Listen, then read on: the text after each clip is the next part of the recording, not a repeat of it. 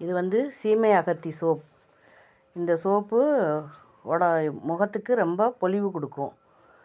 அதே மாதிரி அரிப்பு இருக்காது. இதுக்கு நம்ம 6 சோப்புக்கு உண்டான பேஸ் எடுத்து வச்சுருக்கோம். அப்புறம் அதுக்கு உண்டான ஃப்ராக்ரன்ஸ் ஆயிலு. இப்போ அதை வந்து நம்ம டபுள் பாயில் முறையில் சோப் செய்ய ஆரம்பிக்க போகிறோம். இது வந்து சீமை அகத்தி இலை கொண்டு வந்து நம்ம வீட்டில் உலர வச்சு வீட்டில் பண்ண பொடி இது. இதுக்கு 6 சோப்புக்கு நம்ம 20 கிராம் அப்படி பொடி எடுத்துக்கிறோம். 20 கிராம் பொடி எடுத்துட்டு நம்ம இதோட கொஞ்சம் ஆலிவ் ஆயிலும் இது விட்டமின் இ மாத்திரையும் போடுறோம். இது மூஞ்சி ரொம்ப நல்ல க்ளோயிங்காக இருக்கும். நம்ம டவ் இது எடுத்திருக்கோம், ஃப்ராக்ரன்ஸ் ஆயில் டவ் எடுத்திருக்கோம். ஆலிவ் ஆயில் ஊற்றி இது பண்ண போகிறோம்.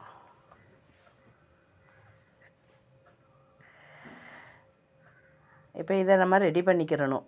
அந்த பேஸு மோல்ட் ஆகிற வரைக்கும், மெல்ட் ஆகிற வரைக்கும் நம்ம இந்த ஆலிவ் ஆயிலை ஊற்றி, ஆலிவ் ஆயில் நல்லது ரொம்ப முகத்துக்கு. இந்த முகத்தில் உள்ள கரும்புள்ளி எல்லாம் மறையும். அதனால் ஆலிவ் ஆயில் ஊற்றிக்கிறோம். விட்டமின் இ மாத்திரையும் நம்ம இதோடு சேர்த்துக்கிறோம். என்கிட்ட ஒரு 3 மாத்திரை இருந்துச்சு, அது சேர்த்துக்கிறேன் நான். கொஞ்சம் மெல்ட் ஆகி வர்ற வரைக்கும் இதெல்லாம் நம்ம ரெடி பண்ணிட்டோம்னா, மெல்ட் ஆனவுடனே இது ரெடி பண்ணுறதுக்கு ரொம்ப நமக்கு ஈஸியாக இருக்கும். இதை சீமை அகத்தி வந்து அரிப்பு, அந்த கரும்புள்ளி கருப்பு எல்லாமே நல்லா போகும். முகத்தை நல்லா க்ளோவாகிக்கும். பரு போகும். முகம் வந்து வறண்ட சருமம் இல்லாமல் நல்லாயிருக்கும்.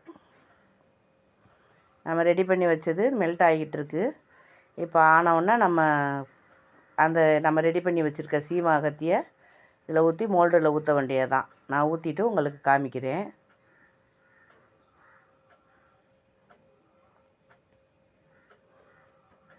இப்போ அதை ஊற்றி நல்லா கலக்கி விடணும். கட்டியாக ஒரு பக்கமாக நின்றாமல் நல்லா கலக்கி விட்டு நல்லா ரெடி பண்ணணும்.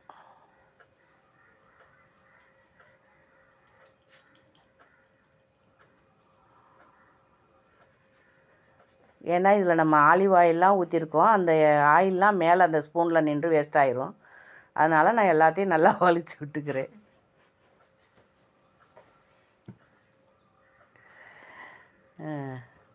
இப்போ நம்மளுக்கு நல்லா ரெடி ஆயிருச்சு. இப்போ நம்ம வாசனைக்கு உங்களுக்கு தேவைன்னா ஊற்றிக்கலாம். நான் வந்து டவ் ஃப்ராக்ரன்ஸ் ஆயில் வச்சுருக்கேன். எப்போவுமே இந்த சோப்புக்கு அதுதான் ஊற்றுவேன் நான்.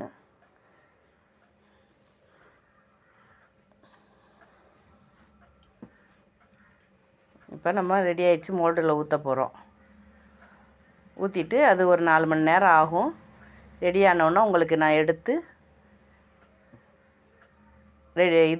யூஸ் பண்ணி காமிக்கிறேன்.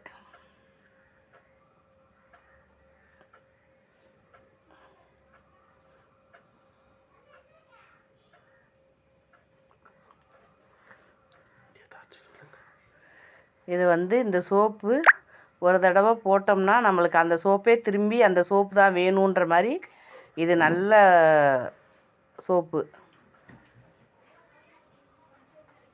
திருப்பி திருப்பி அதே சோப் போட்டால் இன்னும் கொஞ்சம் நல்லா இருக்குன்ற மாதிரி யூஸ் பண்ணுவாங்க வாங்கி. நீங்களும் இது பார்த்து இதே மாதிரி செய்யுங்க,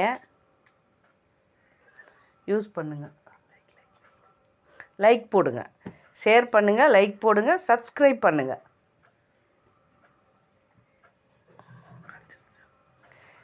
ஊற்றி வச்சது பாருங்கள் எவ்வளோ அழகாக வந்திருக்குன்னு. நம்ம 6 சோப்பு தான் ஊற்றி வச்சோம்.